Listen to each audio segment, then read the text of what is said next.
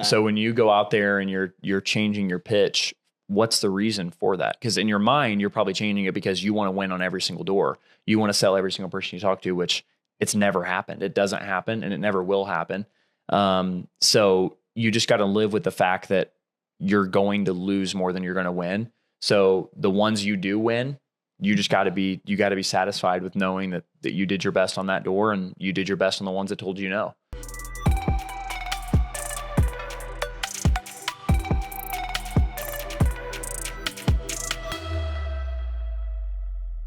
Welcome everybody out to the DDD podcast. We got a special Golden Door deep dive for you with the Pest God himself, Tristan Smith, brought to us from Ohio.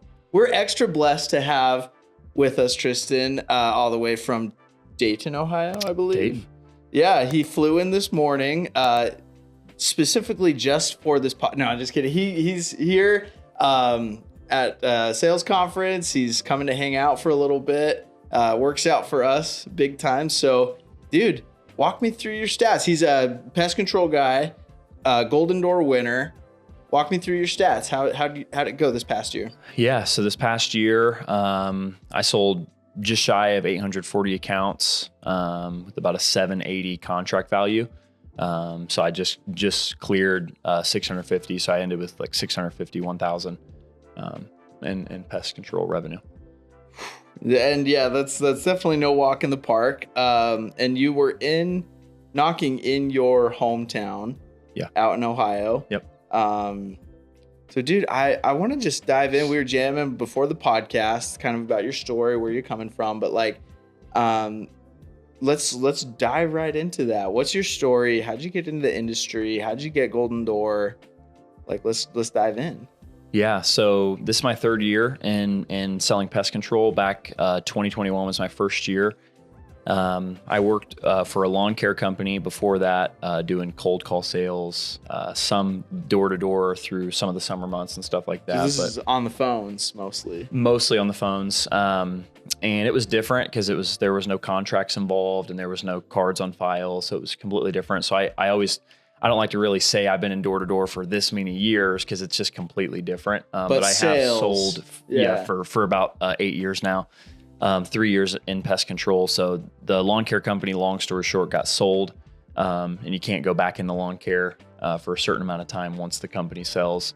So you got to, find something else to do. Interesting, isn't that? Yeah. So it's different. I know pest control, it's not typically like that, but so the company was sold and we had to get into something else, find something else to do. And pest control was kind of slightly similar to lawn care, just as far as like, this many services a year and it's a subscription service. So we just read a book called Door to Door Millionaire by Lenny Gray. Shout out. So we read that book and we created a little presentation card. And March 1st, 2021, we just started hitting the doors. And I did 330K my first year. That was my first summer out there doing that. And then I went to Door Con and I was exposed to what a Golden Door was. Had no idea what that was. I thought 330K was out of this world. I definitely chalked myself up as the best to ever do it at 330K until I went to Door Con and saw the other guys who doubled me. And there was 15 of them, 20 of them that doubled me. So, little bit of a humbling moment. Oh, absolutely. Yeah, I definitely was, talk about pest control. I felt like an ant when I got there and saw these guys up on that stage. But definitely not that they were so much better than me, but I saw them and it was a competitive nature of me. And I'm like, oh, there's more to this. There's more to what I've done, and I'm only going to get better. So I put a target on their backs and I made a commitment to myself that in those seats at Door Con in the VIP section that first year, I was going to be up there the following year. So I mapped it out and, 2022, I did 651K again, but I did 895 accounts. So my contract value was a little bit lower the prior year. And then didn't just want to be a one-hit wonder. Didn't want people to say, the guy with no training, he was in a good area, or he got a little bit better and did it. So about April of this year, I decided that I'm going to do it again. And that's all she wrote. And here we are. Yeah. It's fascinating to listen to your story, and I love how just like the simplicity behind it of just like, you know, we had this crazy idea. We're just going to start a pest control company and we're just going to read a sales book on it and go out and do it. And it turns out you crushed it. Well, why do you think that was? I'd say probably discipline is the biggest part of it. You know, I'm not the guy where, you know, my hardest door of the day is my car door. That's not me. You know, I go with a plan that when I get in my car, that's like, I'm all in for the day. And you know, once I get out of my car, I don't get back in. I'm not the guy that goes and takes, you know, lunch breaks and coffee breaks and bathroom breaks and stuff like that. When I'm out, kind of like when I'm on a ride, I'm on the ride. Like once I strap in, I'm not getting off. That's just what it is. So, discipline is a huge thing that I've had because, you know, I don't have access to being able to call guys and say, hey, you know, walk me through this objection and help me out with this, you know, mind stuff. And I'm getting in my head about this and stuff like that. So I really had to just rely on the fact that I knew what I was capable of. I knew that even going to door-to-door con at $330K was not small compared to what, like, not being brought into pest control from, you know, guys who have already done it for years and years. But I knew that I could progress and do more. So my discipline and my competitiveness, just seeing those guys up there and just realistically just knowing that they weren't better than me. And, you know, I feel like I was able to prove that, you know, doing a golden door the following year and then backing it up with another one right behind it. So I'd say that probably discipline and you know, just not letting external issues affect my days. And absolutely. And it's interesting too, because it's like you guys almost kind of backed yourselves up into a corner where you either, you know, you knew you had two options: rise to the occasion or crash and burn. Yeah. And I feel like having that level of like belief and having that level of discipline where you could say to yourself like, oh, I'm going to take this and I'm going to be successful with it no matter what. Yeah. And I feel like what really, well, yeah, let me ask you this. What really made you want to rise to the occasion? You know, I'll tell you I'll get into the nitty gritty of it here. There was a guy unnamed, that tried to recruit me from another company. I didn't like the way he went about it, trying to recruit me. And, he was a golden door winner and I put a target on his back. You know, to be honest, I thought I just didn't like it. And I thought I was better than him. Not that he was some, you know, shady salesperson. I didn't know how he sold or anything like that. I just thought, you know, I just didn't appreciate the way I was trying to be recruited. And when I went to door-to-door con, I made it my goal to keep up with him. And yeah, I wanted to beat him. That was really what it was. It was a one-on-one. I wanted to beat him. And of course he didn't know this. No, he did not know this. I doubt he still knows this to this day. And you know, that was my motivation. My first year to win a golden door was I'm better than him and I want to prove it. Wow. And me being up on that stage, I think with all of the barriers I already have that other guys don't have starting out. So like if I start out with Aptive, that guy is already a little bit of ahead of when I started because I have access to nothing, you know? So I think all the other barriers. So I think me winning a golden door at that time, I in my eyes, I chalked it up that I was better. So I made a goal. I manifested it and I crushed it. You know, I feel like I did it, you know, fairly without, you know, a crazy amount of hiccups. So, yeah. And did you beat him? Well, he didn't win a golden door that second year. So whether he did it or didn't because of this or that, he wasn't on the stage. So I would say I beat him. For sure, so. Let's go. Yes. Let's go. It's so interesting. You know, well, yeah, like hearing stories like this where it's like getting that extra push of motivation, outsourcing it to something other than money, something other than, you know what I mean? It's like creating that internal competition, that internal rivalry of like, I have something to prove and this is the standard I'm going to hit. Well, what's funny is on top of that, his golden door was only $550K. So you hit 100K more than so because I actually texted Sam right after the Rurcon, and I said I almost made like a deal with him, and I said, hey, if I win a golden door next year and I double my revenue, let me be on the pest control panel. Let me be on the panel. And he's like, of course, which he then later told me, like, dude, it's crazy that you actually won a golden door, because you don't know how many people message me and text me like, I'm going to be up there next year, and then you never hear from them again. Yeah. But I was, I made sure that I vocalized it, because I wanted to be that guy where I was shamed if I didn't hit it, because I was so confident that I was going to hit it that I could easily vocalize it, even to the guy who created the golden door. When everything was going against me, to be able to, say that I could hit it was unbelievable, so that was another thing as well that was in the back of my mind the whole year, was like, I texted Sam and I told him I was going to do it. So now I have to do it, or, I can't go door to Rurcon and look at him if I don't hit it. So. Yeah. And what's interesting about this, you saying that, is there are a lot of people who love to vocalize their goals like that and they'll tell everyone and their mom, I'm going to hit a golden door next year. But it's almost like they take that and then they feel like they did it at that point. You know what I mean? Where it's like, when times get tough, they don't want to push. Yeah. They feel like, just saying that, oh, I'm going to hit a golden door is enough, kind of like of a dopamine hit for them to keep living their life the way that they are. Yeah. What do you feel like is the biggest differentiating factor in this?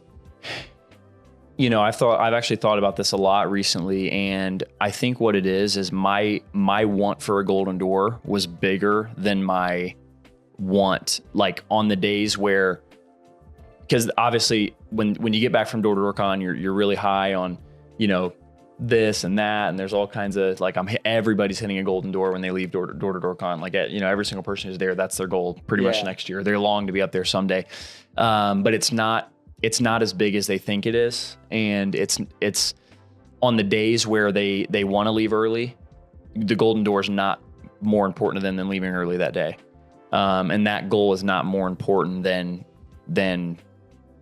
going and taking a lunch break when you shouldn't, or skipping a Saturday, or coming out to your area late and stuff like that. It's not more important. So like for me, I just made a decision that like anything that's not an emergency situation, obviously it's not more, golden door's not more important than my wife and kids.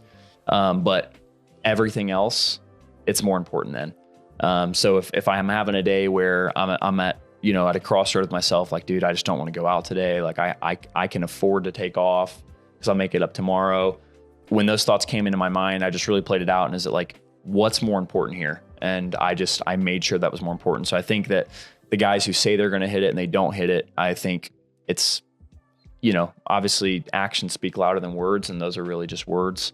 And I think they're running more off motivation, which motivation is you wake up, you're motivated. By the time you walk out your front door, that motivation's gone most of the time. So, they're fueled by motivation and not discipline. And that's the biggest difference, I think, between people who win golden doors, is their motivation is very, very low on the totem pole for them, because if it drives you, it will drive you down farther, if anything. So yeah, because the true key to all of this is replacing motivation with drive. Yeah. Because motivation comes and goes. It's the ficklest of all emotions, in my opinion. Yep. But when you replace motivation with discipline, I mean, we're getting like David Goggins territory right now, because it's like, anyone and their dog can be motivated to do something, but absolutely, when push comes to shove, when that motivation ends, you're left with, you rise and fall to the level of your training. Yeah. You rise and fall to the level of your discipline, not to the level of your motivation, not to the level of your goal. You're not going to rise to the occasion unless you have the systems of discipline and belief in your back pocket. Yeah. And I think that's awesome. And even just like being here with you, it's like, gosh, I feel your conviction. I feel your self-belief. I feel like, you have something to prove. How does someone develop that? within themselves. And maybe they want to, it's like, I want to be driven. I want to do this, but I just can't break past that threshold. You know, it's funny. My mentor, which is also my partner, his name's Chris, is he always has this saying where he's like, just be like Nike and just do it.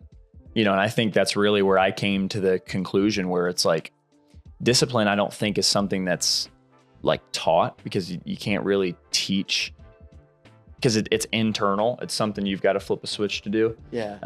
Because I've not always been crazy disciplined. I mean, my first year, I barely, my 330K year, I don't think I worked a single Saturday the entire summer. I was very lax. I just didn't have that discipline because I had nothing to work towards. I just went out and had a job. You know, as in my eyes, it was more like a 9 to 5. I'd just go out, make my money, and go home. But when I went to Door-to-Door Con, I realized that if I want to be able to hit 650K or 550, they raised it later, but 550K at the time, that I couldn't afford to do that. So something had to change. And I just made the decision right there that no matter what, and that goes into like that goal being more important than the other stuff, and it meaning more to you than anything else. Because when you allow other things to creep in and other mindsets to creep in, or you do run off motivation, that's where that goal, by the time you get, because Door-to-Door Con's in January, people don't start knocking until March, April, May, stuff like that. So that's gone after week 2. After week 2 of Door-to-Door Con, that motivation's gone. Oh, we've seen it time and time again. Yeah. So I genuinely think once you genuinely make up in your mind that you're going to do something, and you actually make up your mind, I think it just kind of comes with it. Which I think people are starting to figure that out. That's why more and more people are getting up on that stage. Cause again, it's the 1%. So statistically, even if you do try, you're not going to do it. But I think the ones who actually make it up in their mind, which will be very, very few, I think they'll always crush that goal, because it's just a guarantee at that point. Once you put it first and you put it ahead of everything else, you're pretty much a one-way ticket there. Amazing. So Tristan, something super unique about you is you come from a very small company, and you're not surrounded by, 30 Golden Door winners to boost you up and, give you like a little synergistic push kind of thing. So how do you manage that? How do you create your own internal culture to where you can self-motivate that way? I don't think it's necessarily, I think me going through a year without having it just kind of like prepped and primed me to not have to need it.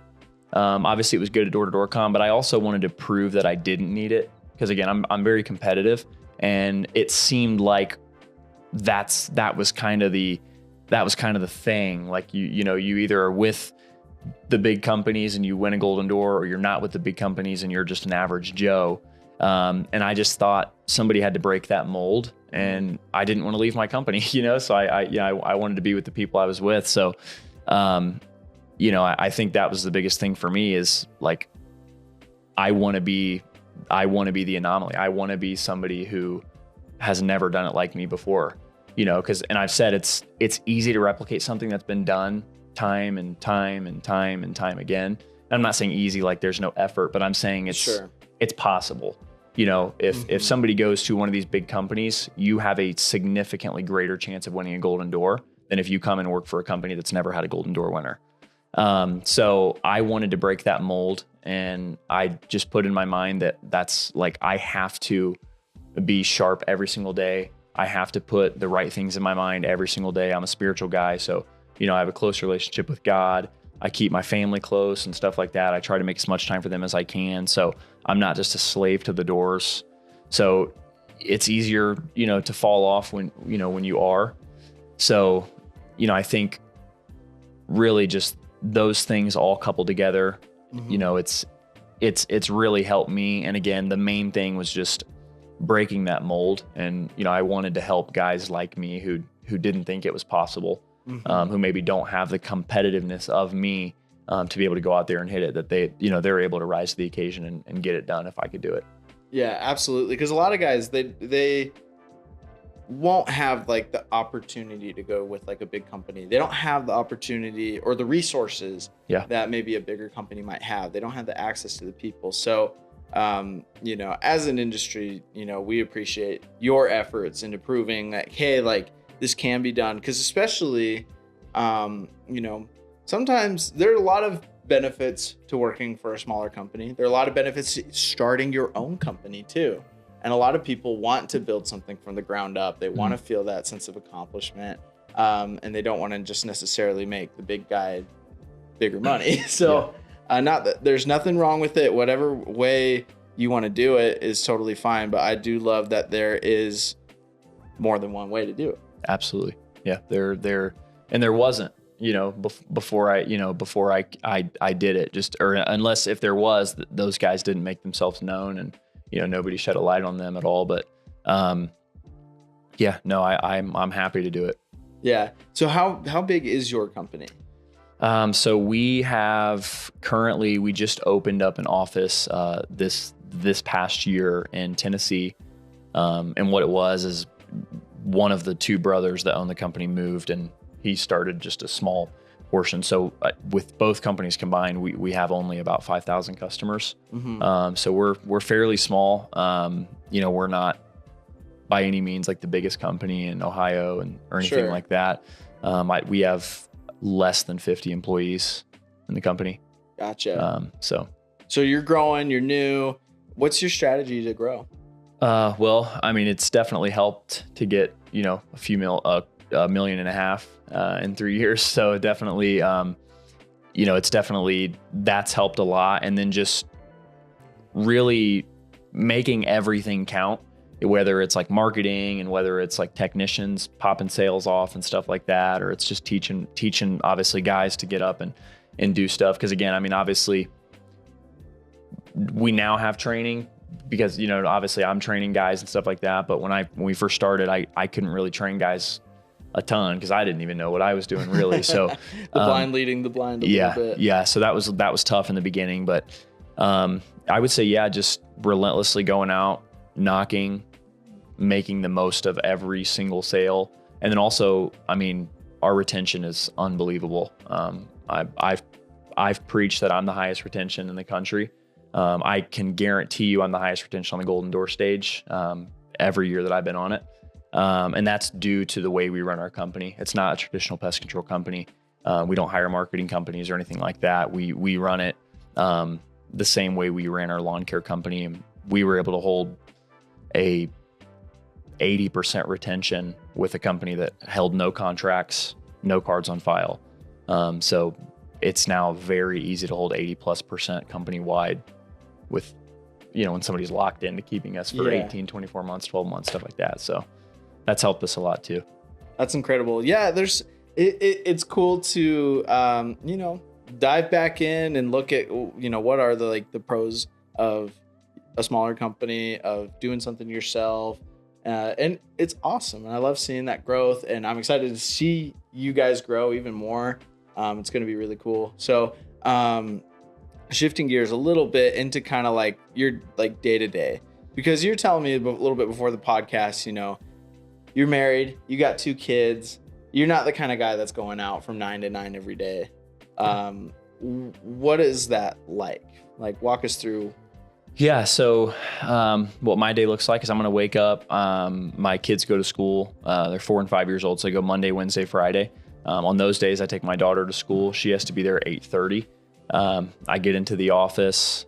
After that, typically I do some stuff because I do a lot of stuff at my company. A lot of different roles. So I manage a team. I do payroll for all my sales guys and stuff like that. So I do all the payroll. I do some of that stuff. And then I also manage a couple other businesses that we have too. So I do some stuff with all of that. And typically my knocking time is anywhere between noon and 3 o'clock to about 7 to 9. Just really depends. I'd say typically my average knocking day is between 6 and 7 hours. It's probably my average knocking day. And then I obviously when I'm done knocking, I get home and I spend that time with my wife and my kids. That's typically how my day goes. Yeah. So a family man, making it happen. Yeah. Cause a lot of guys, it's like, it's almost like they're in the military. They're in buds. Every day is like 5 a.m. wake up, cold plunge, just 6 mile run, like Yeah. all these things, which is great. Absolutely. Never going to dog on that at all. It's a huge hack for mindset, but sometimes we have other people that we have to rely on because I remember when I was on the doors, and then it was very different being single than being married. Yeah. Being married, it was like, oh, like I can't just like go to the gym for like 2.5 hours every morning. Yeah. I can't just see my wife for an hour a day. I gotta change that. So yeah. It's definitely different. And I started, doing the pest control with 2 kids, a wife, and, so I didn't really ever get that, like being dropped off and for 4 or 5 months and then just coming back afterwards. I never got that experience, but definitely, don't preach against it. I think it's great. I think the guys who do it is great. Obviously, if it ain't broke, don't fix it. So I'm not here to break the mold. I'm here to create a separate mold, so. Yeah, absolutely. Just to, show guys that is possible, that like, a lot of guys do feel overwhelmed when they have a wife and they have kids out on the doors. Sometimes I genuinely wonder how people do it. I'm like, wow, you have multiple kids. You've done this for 10 years. Like that's wild. But diving into, balancing family life and such a high demand career. What are your best hacks for that balance? Yes. It's tough. It's definitely no walk in the park, but I will say when I went to DDDC Con in 2020, I guess it would be 2022 in January, but 2022, my first year at DDDC Con, I can't remember who said it and who spoke it, but they talked about deposits and withdrawals. And when you're not working on the doors and when you're not out for the summer, you're depositing with your family, with your company, with your people, with whoever, and you're constantly making those large deposits. It's just like an ATM. You can't withdraw from nothing. You can't withdraw from a negative balance, but if I've put tons and tons and tons of deposits, come the time I need to withdraw, there's plenty there. If I've got, in a money way, if I've got millions in the bank, taking 500K is not a big deal. I've got millions in the bank, but if I've got $0, there's no chance to be able to pull 500K. So you got to make sure that you're making a ton of deposits in the off season, going on trips, with your family and spending time with your kids and going on dates and stuff like that. Because realistically, you're not going to be able to do that as much, if at all, when you are, especially if you're trying to achieve a goal like a golden door. Obviously, if that's not your goal, you might have a little bit more flexibility, but you can't get away with working 3 days a week and win a golden door. I don't think, at least. So. Yeah, definitely. And because that's the thing. And I love that principle. I remember reading about that in 7 Habits of Highly Effective People, about the emotional bank, the principle of making deposits, making withdrawals. Because if you zero out the account and then you are demanding a withdrawal, then that's when we're running into issues. Yep. You got a whole nother problem there. Yeah. So I think that's very, very wise advice for anyone that is managing a family and managing being married and being out on the doors. It's we have a very demanding job, and family comes first, but there's also ways to manage that aspect of it as well. Absolutely. And I think that makes a ton of sense. Now kind of diving into your sales process, because you didn't have like the traditional training that other guys had. You had Lenny Gray's Door-to-Door Millionaire and the determination in your heart. That was about it. How did you learn the sales process? How did you learn to overcome objections? What did it take for you to get the process down? Yeah. So the cool thing is, the one thing that helped me with doing lawn care is it's a lot of the same objections. Yeah. I do it myself. Yeah. So I do it myself. So yeah, I do it myself. My cousin does it. I've got a company that does it. I don't do anything, or I don't have bugs, or, certain things like that definitely is.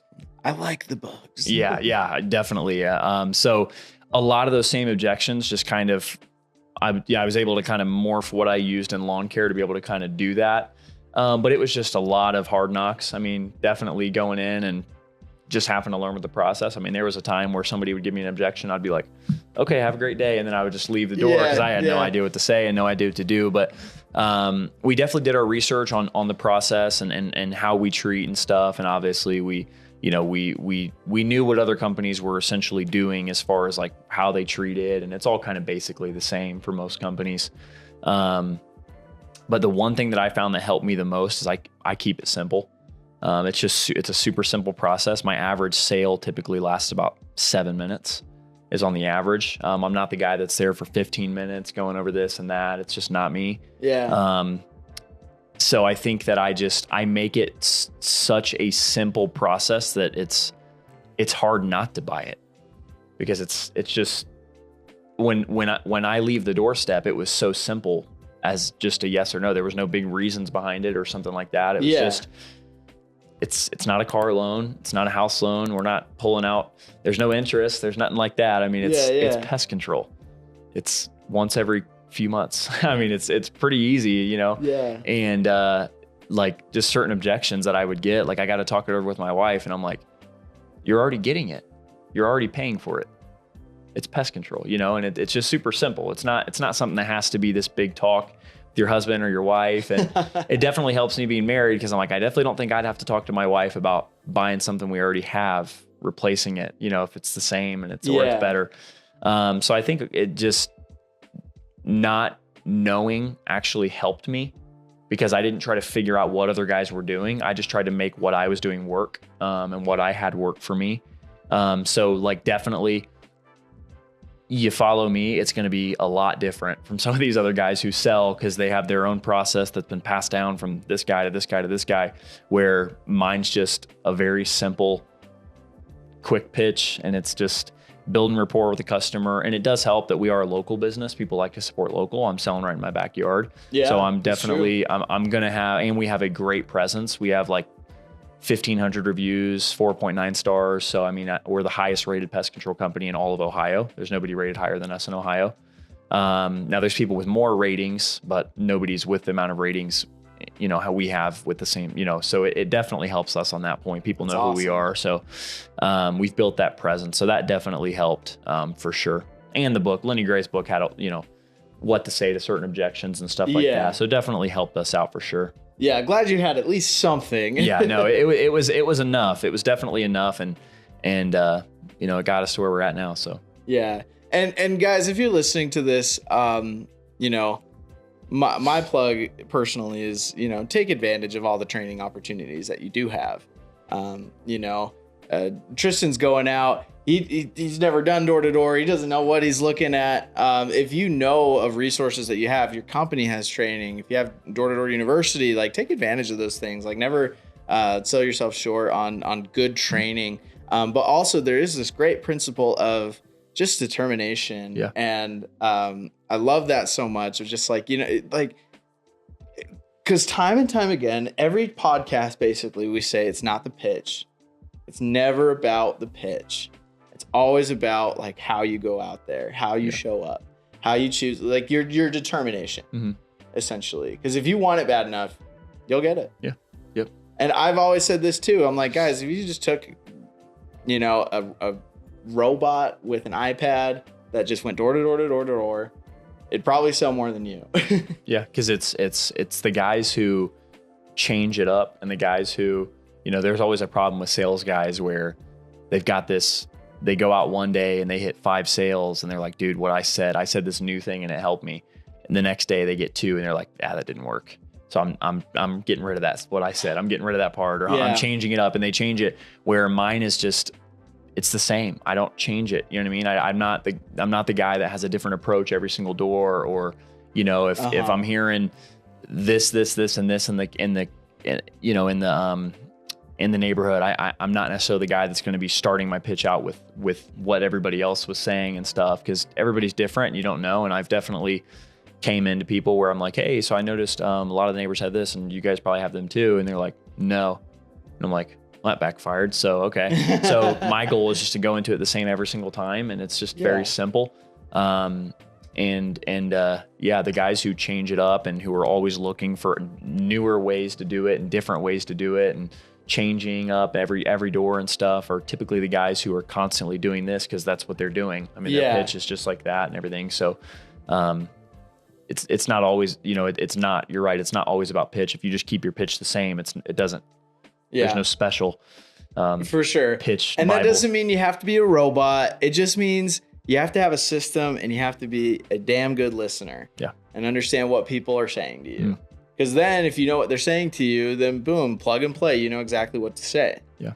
Whereas if you're like, are you the king of the castle? Oh, that line didn't work. I'm going to say something different. Yeah. I'm going to be like, build rapport. Like, oh yeah, you got such a nice yard and blah, blah, blah. It's not saying that those things don't work. It's just like, find a process and stick to it. Yeah. Sometimes we just get so like ADHD, like boom, boom, boom. We just have to reinvent the wheel. Yeah. I always tell my guys that no matter what you do, you're going to lose more than you win on the doors. Doesn't matter. If you win a golden door, if you hit 1.5 million, I can guarantee you that you were told no more times than you were told yes. So 100,000%. So when you go out there and you're changing your pitch, what's the reason for that? Because in your mind, you're probably changing it because you want to win on every single door. You want to sell every single person you talk to, which it's never happened. It doesn't happen and it never will happen. So you just got to live with the fact that you're going to lose more than you're going to win. So the ones you do win, you got to be satisfied with knowing that you did your best on that door and you did your best on the ones that told you no. Yeah. So it's just, you got to be able to live with that part and just not, that'll help you as well. Not having to change it up every single door when you know that, most people are going to tell you no, regardless. Doesn't matter. 100%. And I think that is such an important point to hit on, especially with Golden Door, because you did how many accounts again? 800? About like 835, 831, somewhere around there. So 800, about 830 yeses. Yeah. To probably 10,000 no's. A lot. Maybe even more. Yeah. I think I closed it. Like, which is going to sound low because my knocks are tracked differently. Like my most guys only count like the decision maker. Mm-hmm. Like my no is anybody who answers the door and I don't sell them in a sense. It's just different. So I think I sell like 16% of the people I talk to, which do the math. Yeah. Cause and that's any and everybody too. Like, it's just crazy. And I think we forget to value, the power of those no's. Yeah. I remember my second year knocking, it was like, I literally would track the no's. Because I knew the more of those I got, the more yeses I got as well. Yeah, and the no's are what makes you better. The yeses don't make you any better. Yeah. The no's are what makes, because if I get a no, I work on that objection, I get better. I write something out to figure it out. If I get a yes, then I did everything right, and that's good. So I think you learn more off of the no's, and that's I think they're just as important. Exactly. Give me the hard days, not the easy ones, because that's what makes me stronger. Yeah. Shout out Zach Anderson. But with all of that rejection, it gets to a lot of guys. How do you manage that? I've made a goal and a commitment to myself that, like I said, living with the rejection, it goes back to that exact same thing that I know most people are going to tell me no. So the way I view it is, have you ever heard of the 90-10% rule? Like 90% tell you no, you sell 10%, whatever. So for me, a lot of guys they're okay with putting people who just shut the door in their face at the 90%. It's easy for those to be a no. Yeah. But the ones who get all the way through the pitch, all the way through the contract, and right at the end, they back out. Most guys are like, you're kidding me. That was the 10%. But really it wasn't. It was still the 90%. If you walk away without a sale, it's 90%. So I have programmed myself to know that, to where no matter where I'm at in the process, if I don't walk away with a sale, then it was a part of the 90%. I can't be upset if I drive all the way to Utah and I've got to put gas in my car. Right? It's going to happen. So I have to do it, and I've got to be ready for it. So for the guys who do allow that to get to them and affect them so badly, you're being unreasonable. It's an unreasonable thing that you're doing because you got to go into it knowing that statistic already. And you've also got to know your own statistics. You know, if I close at 16%, that doesn't mean the first 16% I'm going to sell, the middle 16%. It's an average. That 16% could be drawn over the course of a week. Yeah. Could have a horrible week, and then on Saturday I hit a big day.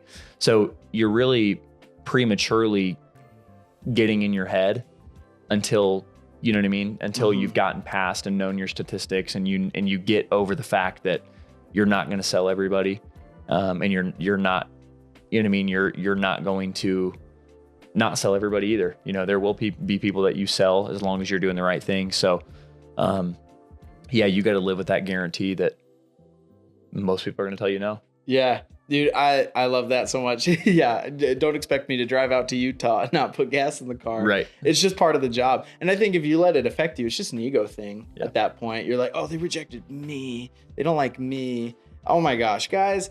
Stop making it about you. It's not about you. They just were tired. They didn't want to deal with you. Like there's so many other reasons why they did not listen to you. And guess what? Out of all those people, again, it's the 90%, like you just said.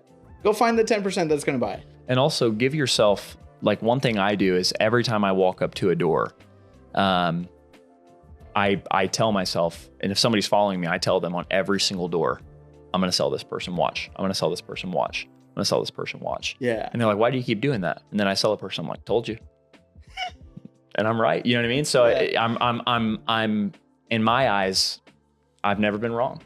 Because eventually I saw somebody that I said I'm gonna sell. So I love that. You know, I just walk up to every door, because a lot of guys will walk up and they'll see a certain car in the driveway, or maybe they'll see they've got no cobwebs up top, so they probably have a company. So what's the worth in trying and going forward? So they've already counted them out, and I just am under the impression that I'm the best to ever do it. So I guarantee I'm gonna sell them, guarantee it. And if I don't, they were part of the 90%. I'm gonna sell the next person until I sell somebody. Then I'm like, told you, sold them. Beautiful. So that's the way I go into it. Is I just have that belief that I will sell everybody that I talk to. I know it's a little bit contradicting based on what I just said, but it's not like I genuinely believe it. It's just more of like a little fun game to me that I play where eventually I will end up selling somebody that I said I'm going to sell. And then I've got a good success rate on that. So yeah. And maybe if they say no, maybe it's I'll still sell them eventually one day. They just said no for right now. Sure. Yeah. And selling in the same market 3 years in a row, there's definitely been people that told me no last year that I sold this year. So boom. So I love that. Now kind of shifting over a little bit into DDD Con. And I love that we've been talking about it throughout. It sounds like it was a big, that was where you realized, I could do this thing called the Golden Door. Yeah. What are you most excited about for DDD Con this year? I'm excited because I obviously the lineup's pretty cool. Because I'm an athlete. Yeah, I wrestled in high school. I've done a couple MMA fights, and I'm just a competitive guy, sports wise. And I feel like the way they're doing it, like the speaker champions, what Sam was saying is like, that's kind of more down my alley. I don't categorize myself as much as a salesperson as I am a competitor. So when I'm out there, I'm not like, I'm competing against other salespeople. So at that point, I feel I'm more of a competitor. That's all I'm doing anyway. I'm not in it for making this, as much, these big fat checks, but ultimately I'm in it to be the best. That's what I want to be. So I think that's what it's going to bring this year. Is it's going to bring out more of like the guys who are competitive, rather than just everybody goes home and they're like, yeah, I think a lot of guys are going to go home and they're going to want to be winners. And I think I think they're playing a really good play on this year's Door to Door Con, is with it being like champions and people who have time and time again been at the top of their game. Yeah. And they're not just like public speakers and they're famous speakers and stuff. Cause I think a lot of the times that doesn't really resonate well with certain people, cause if, you know what I mean? Just certain people it doesn't. And I think everybody in the sales game can relate to what's going to be brought this year. Because we're all doing the same thing. We're competing against each other, whether we think it or not. That's what we're doing. Yeah. So I think you're going to have a lot more Golden Doors produced after this year than years in the past. Absolutely. And I couldn't agree more. And Something I started doing recently on the podcast that I actually am kind of loving is, do you have any call outs for people that you think can get Golden Door that haven't done it yet? Anyone in your company that you want to be like, I challenge you, it's time, step up. There's a guy in my company, his name's Ricky Ramirez, and he did about 350K this year. And I think if he puts in the effort, puts in the hours, and he's disciplined, I think he's as good as anybody else. And yeah, I challenge him. I think he can get it done. Ricky Ramirez. Ricky Ramirez. Ricky Ramirez. It's on the record. He's the guy. Go get that Golden he's Door. The next one. 2020. 2025. That's when we'll have you on the stage. I love that, man. And then, with DDD Con, a lot of people, they kind of don't want to like take the plunge. They're like, maybe they feel like, oh, the ticket price is too high or this or that. What would you tell someone that's on the fence about coming to DDD Con? Well, I can't speak for other guys. For me personally, DDD Con, I would not have hit a Golden Door had I not went. So, I mean, if you take whatever sales rep is listening to this, whatever your commission is, do $350,000. And that's what I produced more than I did my first year after going to DDD Con, and multiply that by your commission. And I'd say a $700 ticket is probably a little bit less than a 40-50% commission on 350K. So, I'd say that would probably be my selling point is, it helped me win a Golden Door. So absolutely. I love that. Tristan, what like parting words for the industry would you give? Yeah, I would say, speaking to the small guys, to the guys who are at just startup businesses, local businesses, you don't got to go with the trend of going with these big marketing companies and these big franchises and stuff like that to win a Golden Door. Yeah, they've got the cultures, they've got the cool Instagram posts, and they've got this and that, but ultimately they don't got the only way to win a Golden Door. So just remember that fact that, me being on this podcast can show the guys that don't believe it's possible, not just in company, because everybody thinks it's impossible, but the ones who actually believe in their hearts that it's impossible because they're where they're at, that the deciding factor is you. It's not where you're at. You're the one who's going to win the Golden Door. It's not going to be your company is up there for the Golden Door. It's going to be you. And that's no matter where you're at, you can win a Golden Door, and you will if you want to. So I love it. Well, guys, this has been another episode of the Golden Door Deep Dive segment of the podcast. Keep tuning in. Take notes. There's so much to learn here from all of these Golden Door winners. So we'll see you on stage this year, dude. Let's do it. Thanks for coming on.